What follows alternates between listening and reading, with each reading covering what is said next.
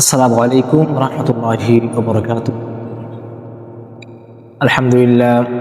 আলহামদুলিল্লাহ নাহমাদুহু ওয়া নাস্তাঈনুহু ওয়া নাস্তাগফিরুহু ওয়া নাউযু বিল্লাহি মিন শুরুরি আনফুসিনা মান ইয়াহদিহিল্লাহু ফালা মুদিল্লা লাহু ওয়া মান ইউদ্লিল ফালা হাদিয়া লাহু ওয়া নাশহাদু আন লা ইলাহা ইল্লাল্লাহু ওয়াহদাহু লা শারীকা লাহু। কিছু গুরুত্বপূর্ণ কথা হচ্ছে যে আমাদের সামাজিক বিষয়টা আলোচনা, যে বহু মানুষরা খুবই কমই বলে। একটা আমাদের গ্রামের অর্থাৎ আমাদের সমাজের মানুষরা যদি না খেয়ে মরে যায়, আমরা ভাবি তিনি অসহায়।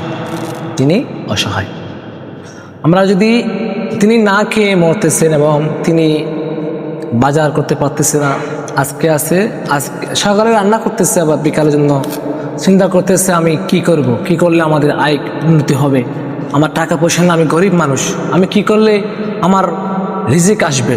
তা আমার রিজিক আসার মতো তো মানুষ নাই পরিবারের মধ্যে, খুবই জনগণ, মানে পরিবারের মধ্যে জনগণ খুবই কম, মা অথবা মেয়ে অথবা ছেলে।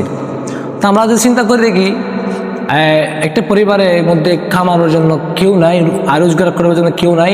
আমরা যদি সমাজের মানুষরা যদি কমিটিটা বসে যদি ওর পারিবারিক ঘরে আমরা যদি কিছু টাকা পয়সা আমরা যদি সাহায্য করি, তিনি চলতে পারবেন বলে আমার বিশ্বাস। দেখেন, আমরা যদি উনি মারা যাবে, উনি না খেয়ে মারা যাবে, তিনি যদি না খেয়ে মারা যায়, আমরা কি করব? তার কি বলে, মনে করেন গরু জবাই করবো, হ্যাঁ, অনেক আয়োজন হবে, অনেক আইটেম হবে, অনেক ভাত কুস্ত অনেক হবে, আমরা লাখ লাখ টাকা খরচ করে ফেলি, কিন্তু তো উনি না খেয়ে মরে গেছে, কী কারণে মারা গেছে আমাদের খোঁজখবর নাই। অথচ আমরা পাপের মধ্যে বসে আছি।